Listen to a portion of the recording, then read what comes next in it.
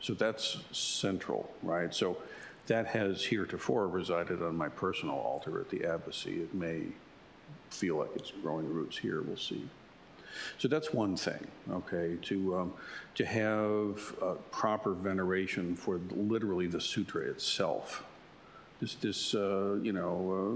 can end up there, nothing bad will happen, but it shouldn't be sitting next to Cosmo and Vogue and Golf Today, and here's a sutra. It's a little different order of things, okay? So and then another component to this is to say that the tradition of reading it to one is a very traditional way of having it be, quote, transmitted, so that the teacher voices the sutra. Now, you can clearly feel an echo from a time when, let's say, not everyone was literate. Makes total sense, right? Where all of a sudden having someone who can read it to you makes it accessible to you. But even in a culture where everybody's hyper-literate, right, still that tradition has maintained, right? And so it's not a completely out-of-the-box impulse.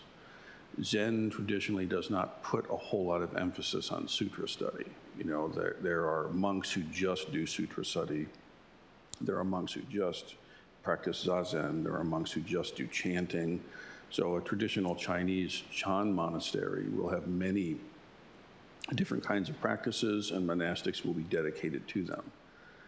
For example, Dr. Lu, whom I'm very grateful for, he's a healing monk, a healing lama from China. So he was in the monasteries being trained as a physician, right? So it's a little bit of a different headset. So just to say that.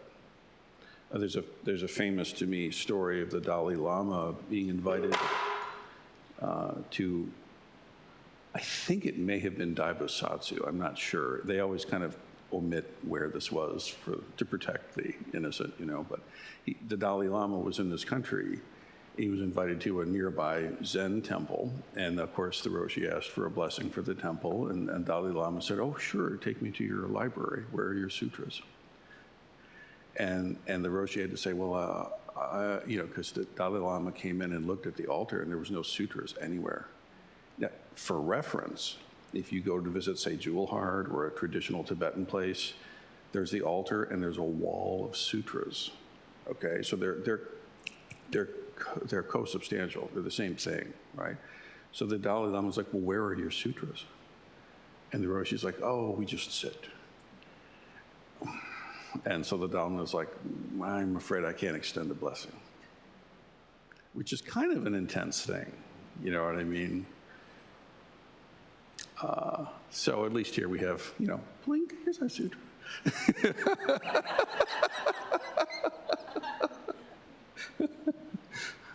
So anyway, yeah, so that's the thing, and then of course, it's ironic, have some Zen places say, oh, we don't, harbor on sutras, and they've got every word Dogen ever wrote splattered everywhere. I mean, so, right, grain of salt. But the way we're manifesting it here, I believe it's really important that people have a basis in basic Buddhist education. We need to understand things that culturally are not obvious to most of us. One needs to have a deep practice of sitting meditation, obviously. The koan system is not incidental to our path. There are many components. One of them is actually having right relationship with sutras, right relationship with the written teachings, you see.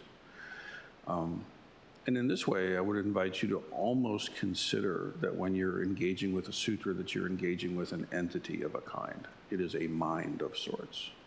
There is a relationship that can occur between oneself and a given sutra.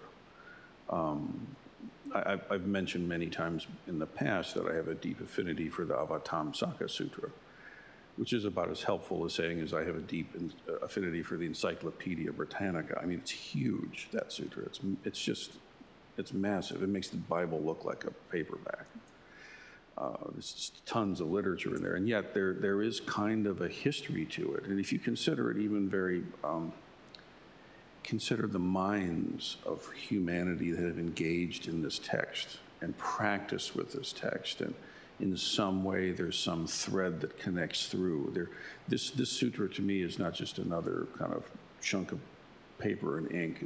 There are people here.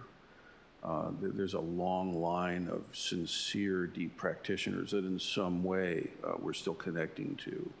And over time, when enough people, especially deep practitioners, put their mind on something, that has an effect, right? I don't want to go too deeply into this, but advertising companies spend a great deal of money to get you to relate to the McDonald's logo. And the more people look at the logo and think of it in a certain way, it accrues a kind of gravitational center like that. It becomes influential. You don't even know it's happening, but it is. Our culture is riddled with this kind of thing, right? Why are brands and logos so important? Well, consider this sutra to be something that, let's say, Bodhidharma received from his teacher, brought to China, transmitted, and has been kind of seeding Chan and therefore Zen for 1,000 years. There's a lot of power there, and in this case, to your benefit, right? So connecting with this, when I look at this, I can and have looked at it from an academic perspective, and I think one benefits from that, but also the more relational perspective, the magical perspective, the devotional perspective. These things are all different aspects of right relationship to the sutra, okay? And of course, it has to be grounded in, and this is why this sutra is so dead on for Zen, it has to be grounded in your own direct realization of what the thing is pointing to. Ultimately, the sutra itself is upaya, no more but no less. So in that spirit, have I worked with the sutra for many, many years, and then I really had no idea that that's what Inca involved. And lo and behold, in Inca, by the way, is the final seal of transmission. In our tradition, it's Denkai, Denbo, and then Inca Shomei. And when that happens, then one is a Roshi. And that'll be happening soon for Doan. Long overdue, I might add. And so it was really something to me. I learned at the moment it was handed that the Lankavatara Sutra. Now, I don't actually know. I've never asked Roshi about this, but I don't know if that's what he does every time, if that's what happened for him, if that was a single impulse, that this is the only time he's ever done it. It could be any of those, I don't really know. But for me, it was a complete bullseye. And since that time, I've been engaging with the Sangha rather differently. And the fruit of that is in some way being expressed in these teachings and the discourses, see. And I intend to transmit that to my successor as well. Now, I came to have to make a decision about what to do with this day, because there's two different ways I could have gone. One is to simply pick up where I left off and just read for the day. I decided not to do that.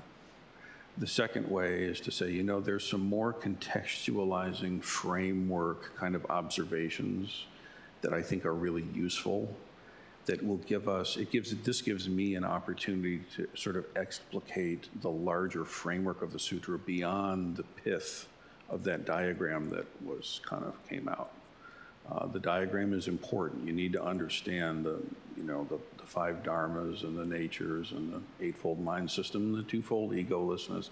It's actually very useful, right? But there are some other themes that one can pay attention to that I think are useful. And I think some of you may be surprised to see how these familiar themes that you will have heard from many different aspects of our tradition actually are expressed directly in this sutra. Like, oh, that's where this comes from. How about that? You see? And additionally, as I've been doing these discourses, I've been trying to select successive ancestors through the centuries that are expressing the same teachings. And you can see it go from the first successor all the way through, once you understand kind of how the idiom works or what's being expressed, you can see it. There's a generational, of course, there's an evolution of expression, culture changes, language change, metaphors shift a little bit. None of them reference The Lord of the Rings, for example, you know, but they have their own versions of things that they are referencing. But the heart of it is the same, you see, all the way to this time and this seat in this community. So, so with that, I thought that I would look to that literal book that Rinsen Roshi gave me, and this is Daisetsu Suzuki's translation. It's still somewhat published, I think. If that's a term, it is accessible. I do feel that for actual practice, the Dwight Goddard epitomized version is still your best bet. In my view, this is the one to approach from a practice point of view. The Red Pine is excellent with scholarly footnotes. They're quite humorous and quite helpful. And the Daisetsu Suzuki is fairly obtuse. But interesting. You know, it was the first translation in English, as I understand it. So what I'm going to do now, this is going to basically my reflections on much of what Suzuki had to say. And just to say it for those who may not know, do not confuse Daisetsu Suzuki with Suzuki Roshi. They're two completely different people. Daisetsu Suzuki was one of the first expositors in a more academic way, a publisher, a public thinker of sorts. Suzuki Roshi came over and started San Francisco Zen Center, two different dudes, okay, just to say it. So,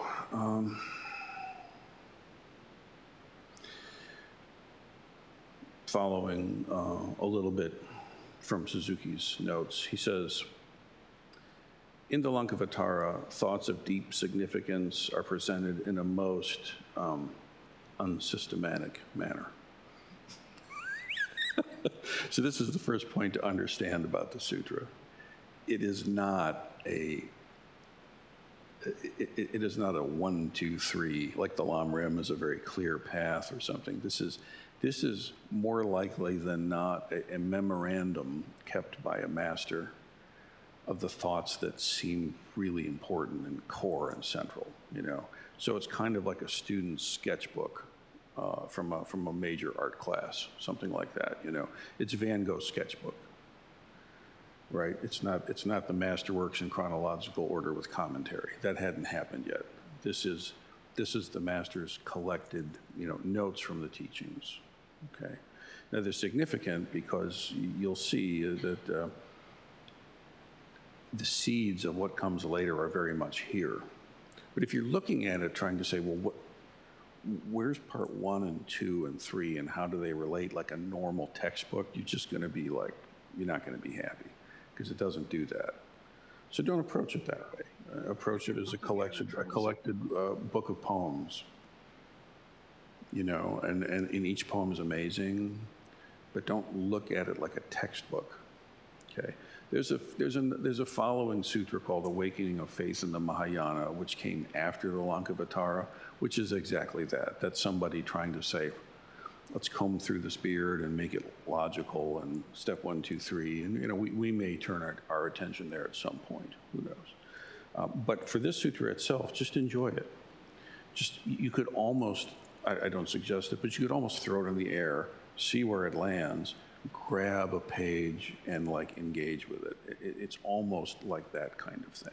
Don't throw it around. But, you know, point being, you won't have gotten something out of order because there's no order. Don't worry about it.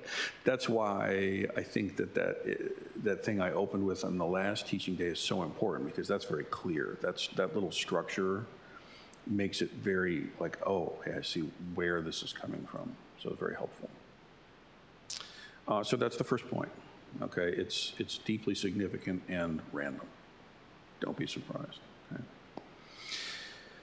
Now, these are points that Suzuki thought were worth bringing our attention to. The first thing that he wanted to point out is that, and now this is all according to the sutra, okay? According to the sutra, there are classifications of beings. The sutra has this as a framework that you'll see, okay? And basically, there's two. There's enlightened beings and, let's say, not yet enlightened beings. Suzuki uses the term ignorant, which simply means not yet awakened. So let's go with not yet awakened.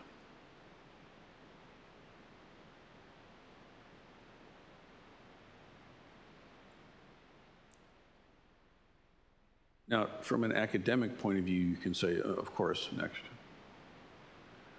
But from a practitioner's point, imagine you know absolutely nothing about the Dharma.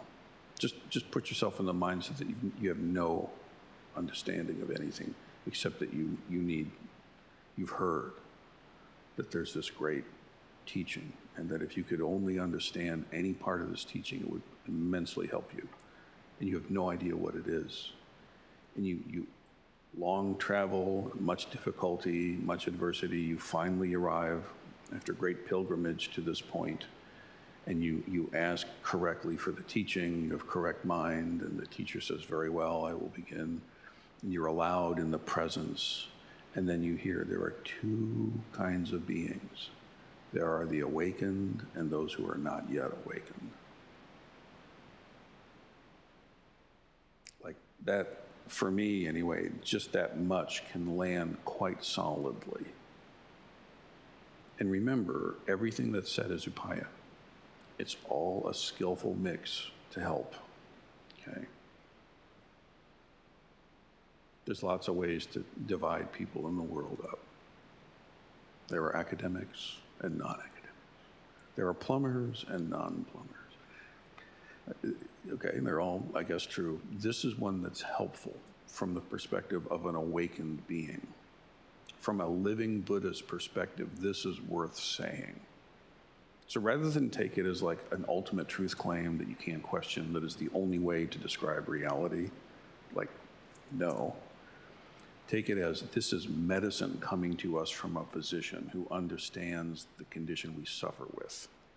And it's being brought to your attention because it's going to be helpful. That's the correct way to relate to the thing. Does that make sense? So there's two kinds of beings. There's folks that have come to awakening and folks that have not yet come to awakening. That's the way I say it. Okay. Interesting. Now, within the enlightened or the awakened beings, the sutra points out different kinds of them, and it's good to have some sense of them. Arhat, Pratyeka Buddha, Bodhisattva, and Buddhas, kind of in an order like that. Yeah, for sure. So the first is Arhat, A-R-H-A-T, okay? And this is someone that realizes the emptiness of the self. This corresponds to the first Dharma chakra, the first turning of the Dharma wheel, where one sees the emptiness of themselves. Okay?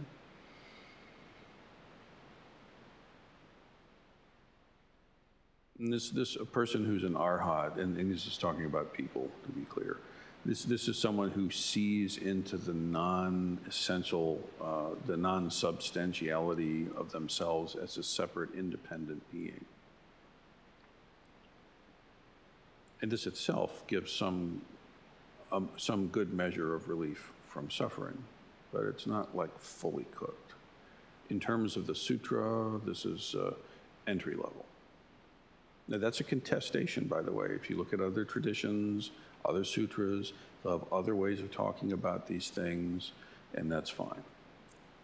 Right? They all have their way of trying to be helpful. In this frame, which has shaped Chan and Zen, and therefore us, this is the way it's thought of. Okay? Now, above that is Pratyeka Buddha, P-R-A-T-Y-E-K-A. And I hope I'm saying it right. I don't even know. Am I saying it right? Since they think so as well. Good. We have great clarity on what they are, just not how to say them. So Pratyeka Buddha, Pratyeka Buddhas. Now these are the solitary realizers. Okay.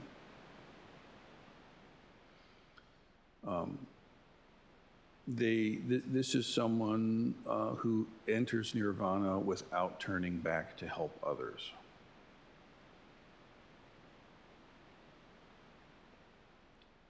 Okay, this is someone that actually enters in nirvana without turning back to help others. They are not omniscient, and really significantly, they cannot help others awaken. They have no capacity to enlighten other beings. But they themselves have gotten some. I've also heard this term referred to as a Buddha who arises outside of a Buddhist tradition, which can happen.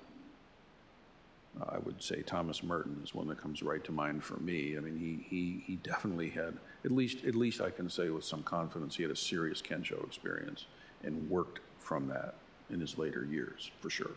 So there would be, I've heard this term used to talk about non-Buddhists who come to a realization of nirvana. But the quality here is that they enter that nirvana without turning back to help others. I wouldn't say that about Merton, tangentially, sidebar, right? But they don't have the capacity to enlighten others. This is the main thing. That's the solitary realizer. So if Shakyamuni Buddha was such a Buddha, then there would be no Buddhist tradition.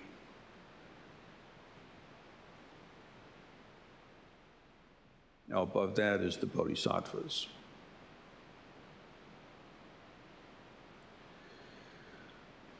Now the key distinction here is that a Bodhisattva is a being that has the mind of bodhicitta arisen at least once in the current life's mind stream.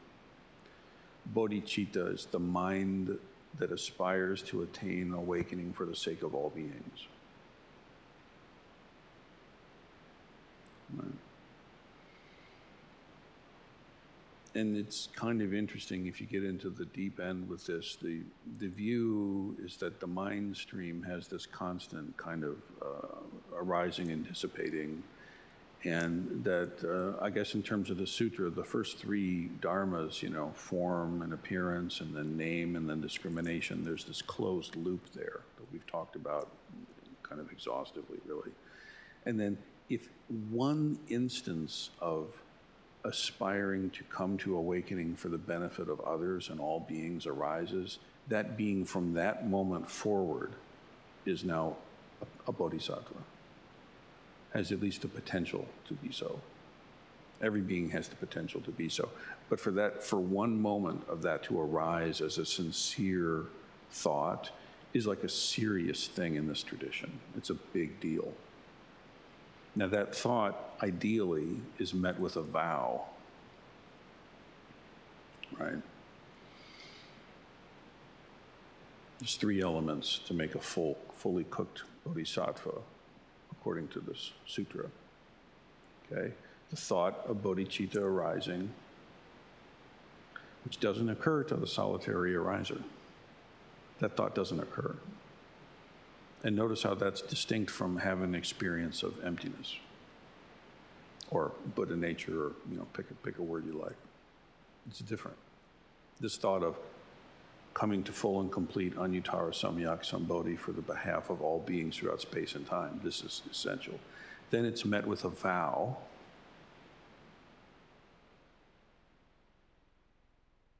Beings are numberless. I vow to freedom. This is why it's called Bodhisattva vows, right? We do that all the time here. Like, where does this stuff come from? Did Rinsen make it all up? No. Right? But here's the third component, according to the sutra. A true bodhisattva will have received a prediction of awakening by a living Buddha. This is the third component. Kind of interesting. The mind of bodhicitta has arisen, the vow to live it is in place, and then received a prediction from a living Buddha. Kind of interesting. And in the Buddha's own, the tales around the Buddha, Shakyamuni's Buddha, I mean, the way this is storied is that, 100,000 lifetimes ago, the Buddha was a magic-wielding yogi who could do all kinds of amazing stuff in some world system, and heard that there was a Buddha in that world system, and so he magically flew over to where that was. He was sort of like the depictions are him as sort of a dreadlocked, loincloth kind of, Bob Marley fan who could wield magic. And he's there, and he sees the Buddha's retinue proceeding, and he's so moved at the sight of a living Buddha that he flies to where the Buddha is, and he throws his hair over the muddy road so that the Buddha's feet don't have to be dirtied. He was so moved. And prior to that, he just thought he was kind of a magical badass because he could do stuff that would make other people go, whoa, that's spooky, and he liked that. He thought that was cool. But when he saw a living Buddha, suddenly this has no meaning. And he threw the symbol of his authority on the floor, right, in that culture in that time. And then the Buddha walking down could sense the mind. And this is a quality of a Buddha. They can, in some way, they can contact the karmic stream of a living being and have some sense of it. And so his Dharma eye flashed that he needed to do this. And so he encountered this magic-wielding yogi who suddenly had made this great active devotion. He got a Dharma eye connection with this person, and he was so moved that he went down and made a prediction. One day you will become full and complete Buddha. And he made the prediction, and then that being, after many, many other future births, ended up being Shakyamuni Buddha, the big guy, who's actually just one in a string of great ones. Does that make sense? But this prediction of awakening is an essential point. Now, I wish to point out here something that, in a practical way, that please don't assume or don't feel that when you have one moment of bodhicitta arise, that all other moments are just swathed in compassion for all beings. It's not really like that, okay? The karmic habit energy of the mind swamps back, and life conditions take over. Don't be fooled by that. Don't be surprised. The vows are there. It's not the case that you take your vow once and suddenly clean, roses beneath the feet on a clear path ahead on a bright sunny day. It's not always like that. It's you lose touch with your vows, huh? You goof up, life. But the fact is the vow's in place, and it's the same thing with that prediction. Once that hits, it doesn't unhit. You might completely lose touch with it in a given lifetime, but that fact remains, that occurred. There'll be stuff to work out, but that's in place now, according to the sutra. Interesting, right? Now let's chat a little bit about Buddha. Okay, Buddhas. Here you could make a distinction between like a living Buddha. Are you trying to bring my attention? Okay, thank you, Sejo. So there's living Buddhas, living human Buddha, and you could say celestial or cosmic Buddha, or transcendent Buddha. Pick a nice word and put it in there.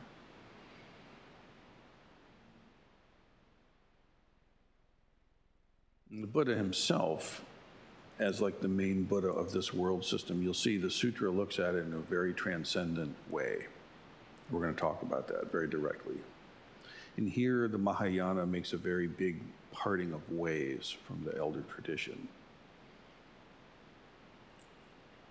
That in fact, the power of the Buddha is not separable from the project.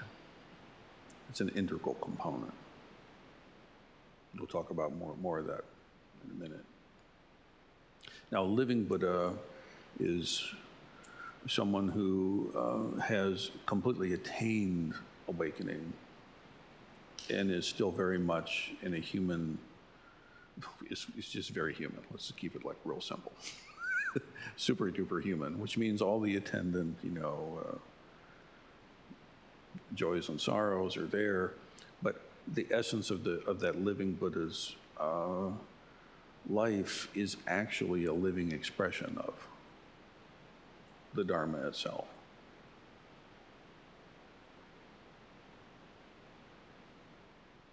The sort of more transcendental or cosmic Buddha we'll talk about.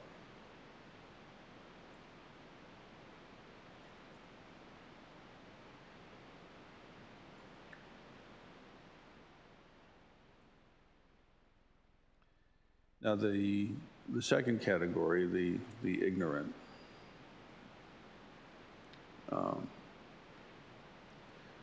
those who are not yet awakened is the term I would prefer,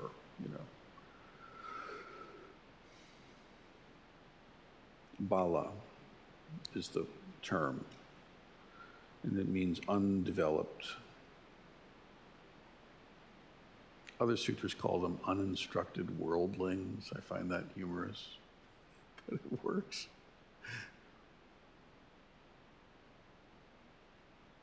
Pritha Jana, people different from the enlightened. So these are, the multitude.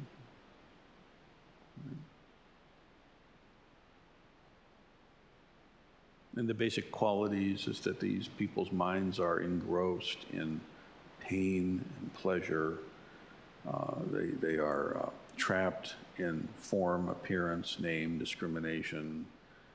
And as the sutra says over and over, it's as though one has a fever of the soul, and it's a constant running away from or running towards, or a deep just apathy to everything, and you kind of keep tumbling back and forth with all these things, and there's really no end to it, because they have not yet seen into the nature of their life, the meaning of what life actually is. No thought has arisen yet that it's even possible to awaken. It's just a matter of winning.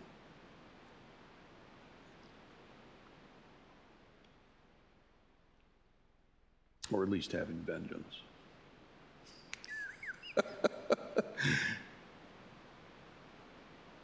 Now, mind you, in the sutra, there's nothing like, in substance, any different from the most deluded, suffering, hell realm dweller and the most enlightened celestial Buddha. Same exact nature. It's simply a matter of realization that's different.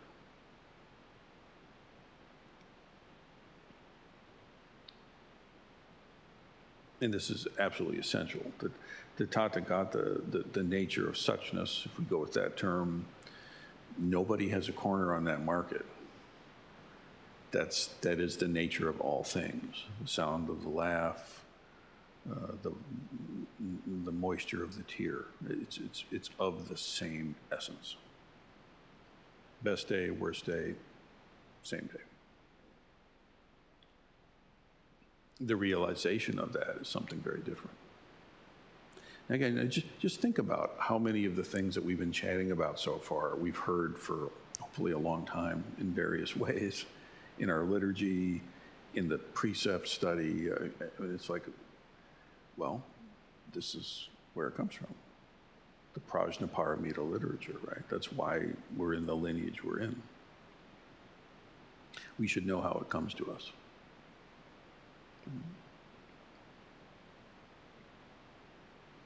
Now, according to Mahamati in the Lankavatara Sutra, okay, the Buddha, the qualities of what the Buddha is, we'll go into a little bit more looking at here.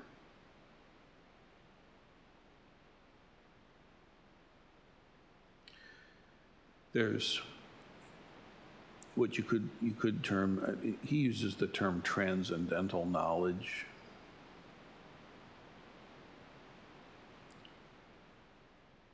It's fine. I a little bit wince at the word transcendental because I've known people that use that word in a way to mean like going, like just basically bypassing everything. I've transcended this. This isn't my issue. You know what I mean? Like in a kind of an unhealthy way. So, I'd shift the words to say, realization of noble wisdom, realization of self-nature. We're really not trying to transcend anything. But this knowledge does transcend the Eightfold Mind System, and that's why it's called transcendental knowledge. It's true. It's really an accurate term. If you think about Alaya consciousness, ego consciousness, eye, ear, nose, tongue, body, mind, all of that stuff cannot be grasped, the true nature. So that's why it's called transcendental knowledge, because it's not grasped, it's realized by prajna. So it's actually a really good term. It's a little sticky. Right? So transcendental knowledge, this is prajna. It's wisdom, prajna paramita, right? The wisdom sutras, or the wisdom paramita, rather. That is which realizes egolessness. Okay? The egolessness of all the dharmas. It realizes the no-selfness of all particular expressions. And that's the second turning of the Dharma wheel, by the way. The first Dharma chakra is emptiness of self, and the second one is emptiness of all things. The first turning of the wheel, a person realizes their own emptiness, but still perceives other things as substantive. Is that still No, it's just a sidebar. It's a sidebar, yeah.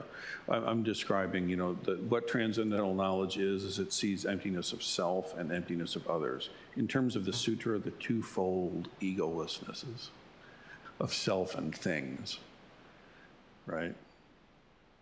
And they're different. I mean, as a practitioner, you can very much have an experience where you see into the non-substantiality of yourself, but you still perceive the external world as factual in the old way. There's a further realization that occurs when you begin to see the emptiness of objects. So you see this kind of thing all the time. A teacher will hold up an orange or a stick or a shout or something, So there's the realization of the skandhas of the self as egoless, and then there's realization of external, quote unquote, things. You see? So this prajna wisdom understands those things quite clearly and sees all things like an imagined flower in the air. That's the traditional image. Like if you just imagine a flower over my hand, just go ahead and imagine a flower there. You can do it. There's a flower. Pick whatever color or variety you like. So that flower right there, oh, nice one, Jigan, good. Yeah, so that neither exists nor not exists. It neither both exists and not exists. Neither does it not exist nor neither exists. It doesn't, well, you see. So that's kind of the way it is seen, right? It's beyond the four propositions. So this imaginary flower in the air, does it exist or not, kind of stuff. And that's the third turning of the Dharma wheel, is to realize that all, not only self, not only physical expressions, but imaginary expressions like that flower there, they're all of mind itself. They're all of the exact same nature. That's the third turning of the Dharma wheel.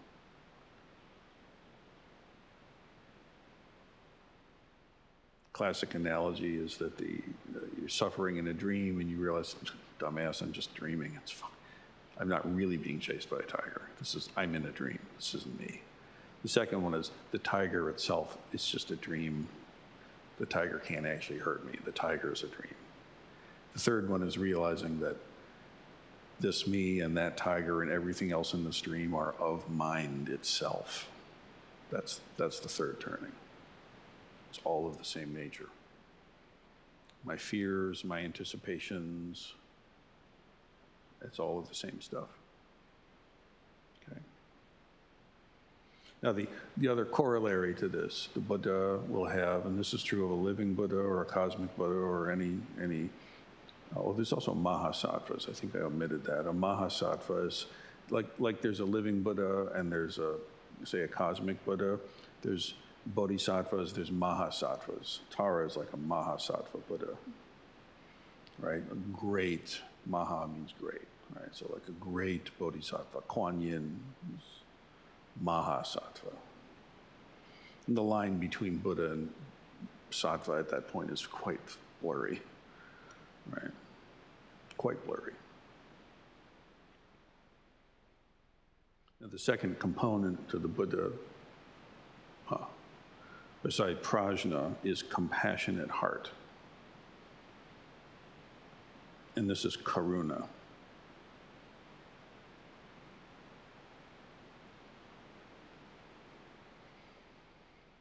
The heart of compassion, the heart of wisdom. Now, these things are often presented that from wisdom is born compassion. When you see into the fact of the oneness of all things, that compassion is an immediate response. I'm not exactly sure that's always 100% true. I think people can have lesser insights into emptiness without necessarily having a flood of compassion come right after it. This is, at least I've seen this. But it makes sense, and it is my experience, that when the essential oneness of all the multitudinous is seen, then instant compassion for them all is the inevitable. In the same way that you care for every component of your body without discerning or discriminating, it's just a larger body, very much like this. So in this case, this compassionate heart brings the Buddha back into regions of birth and death. They don't just dissipate into nirvana and enjoy. They, in some way, return.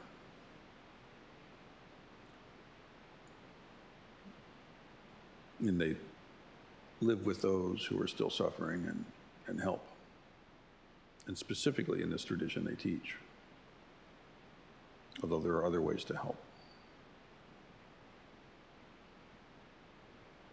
Those who are lost in the klesha, the turbulence and the sufferings.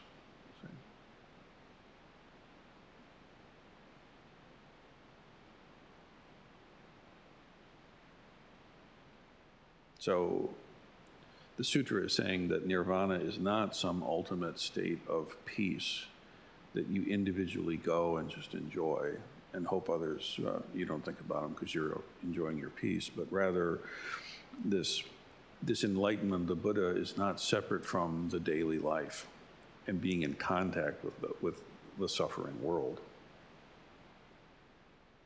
But love and compassion is actually the substance of that self-nature. At this time, the word emptiness falls away and is not sufficient. It's love, is what it is. Compassion is the thing.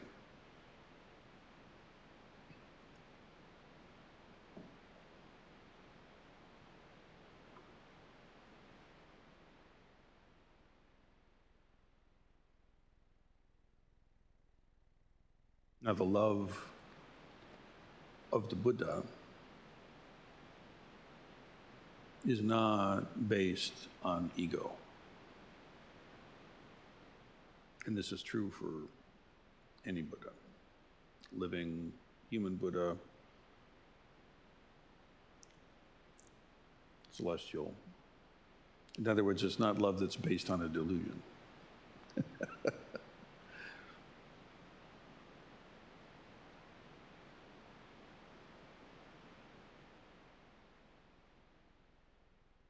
But it's a force of mind that is acting within the realm of the twofold egolessness.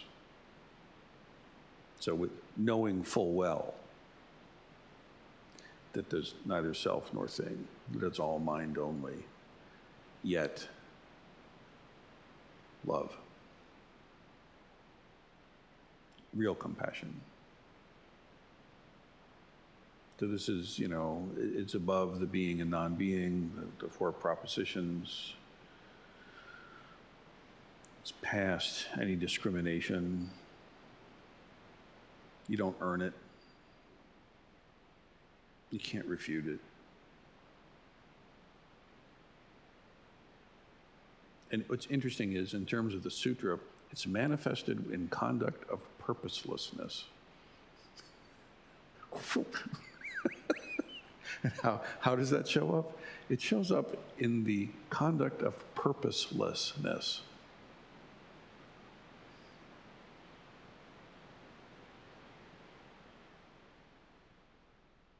Purposelessness. Kind of interesting, right? It purely manifests reality with no agenda and no effort. There's no striving. There's no big plan. There's nothing you have to do to earn it. And yet it's impeccably manifested, like clouds and water. The cloud is completely, perfectly manifesting transcendent love at this very moment, purposelessly. And yet, the rains come. The water coming from the cloud lands just so and nourishes the great earth. This is this sense of the purposelessness, the non-doing of the Dharma. Non-doing.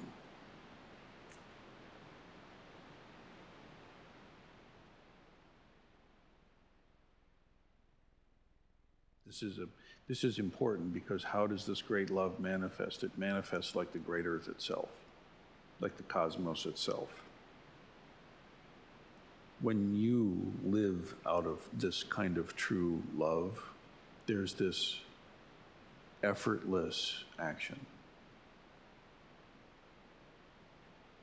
Now you will see in the tradition how that this experience, the stuff this language is pointing to, gets expressed, and it turns into Zen and the Art of Archery, like this classic introduction many in our Western world had to an impression of what Zen was, let's say.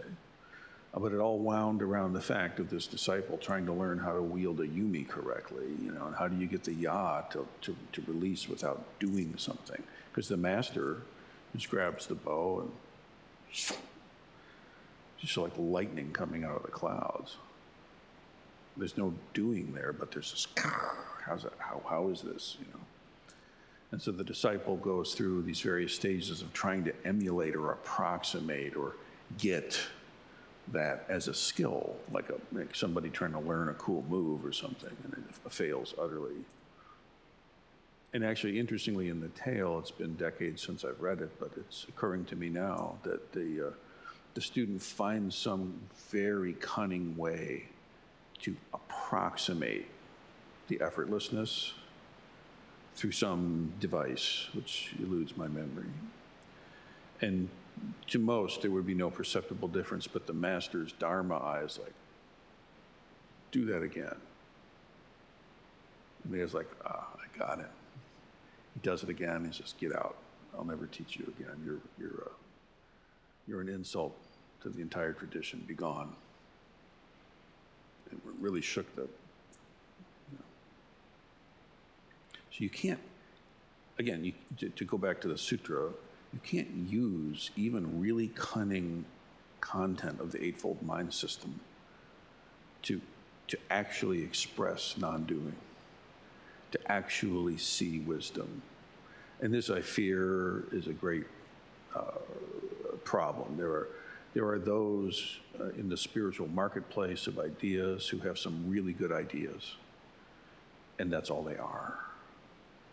They're just good ideas. And so to other beings who are interested in acquiring and trading ideas, it's very appealing.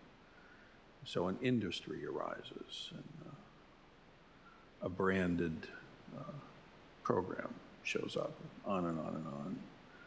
And sadly, to my eye anyway, what people do is they enshrine ideas and concepts, some of them better than others, but none of them approach this purposelessness.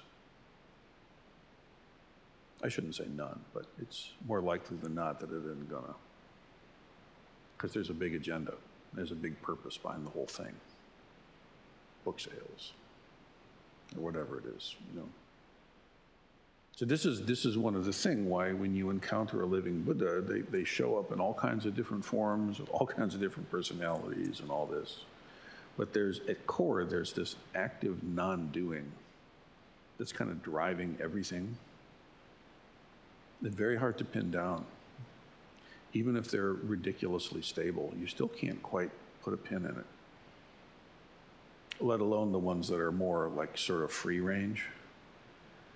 You know, I mean, think of the great woman tea master who refuted Tozan in his younger days. You're not going to, this woman is beyond committing to a lifetime worth of committee meetings. Not going to happen. It needs to happen in other places and times, I get it. But even if it does happen, it should be this, well, it can be this purposeless, effortless, non-exertion. You see these terms in the sutra. There's great non-effort. It's trying to point to this clouds and water. That's how the wisdom and compassion, the prajna and karuna of the Buddha manifests.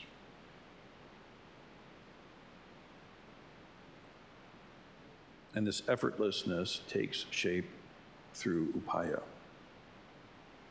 skillful means. Yeah, that's a little different from a cloud to a person.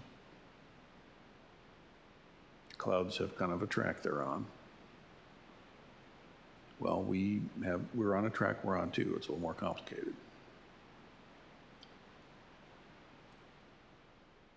So this maha karuna, this massive love of the Buddhas. Right? This is for all beings. This is not simply just disappearing into the samadhi of nirvana, to which they could. They could. There's a switch they can reach to do that. But rather than do that, they see all beings as if they were their only child. All beings as if they're their only child.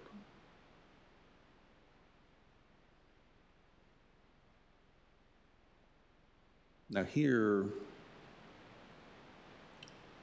something a little perhaps surprising might occur for you. Maybe not. The sutra says very clearly that if the Buddha themselves were to enter into nirvana and just enjoy, then no work would be done. The Dharma would not circulate. The Dharma winds wouldn't have anything in their sails. There's nothing there.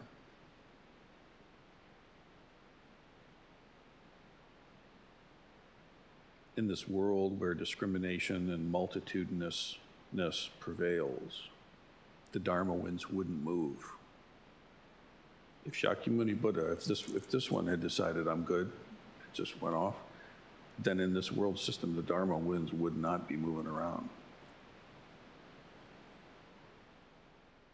But because the cosmic Buddha keeps his intention to the alleviation of suffering for all beings, that power of the Buddha, the Vajra Sattva, the power of Buddha, represented on our altar by these little food dogs. Because the Buddha remains in some way, and has their intent to the alleviation of all beings, that gives the power to the Dharma winds that move. And this is absolutely critical, that in the earlier tradition of Buddhism, it's exclusively focused on self-power. You have to do this. And that point holds. You do have to do this. But there's a corollary point. You can't do this alone. So it's the way we say it is, no one can do this for you and you can't do it on your own.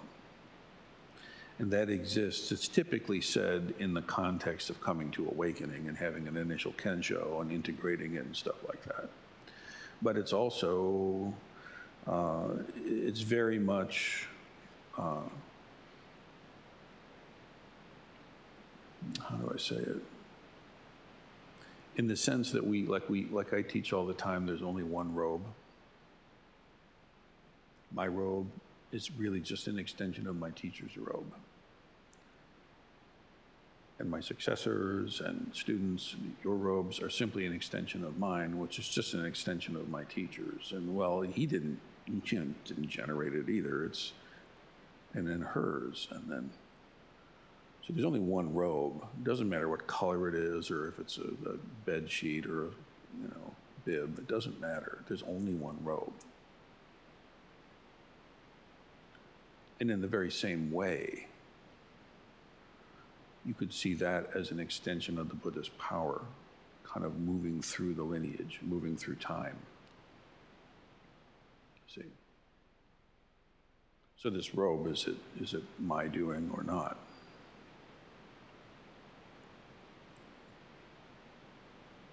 There's a lot of ways to respond to that.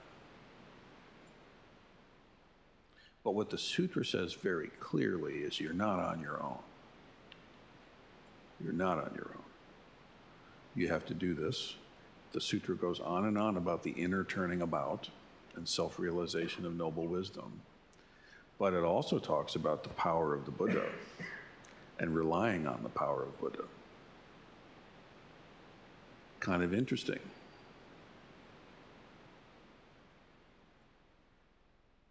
Because the cosmic Buddha keeps their vow, keeps their intentions toward this, to the alleviation of suffering for all beings, then that upaya extends down, so to speak. And then we participate in that.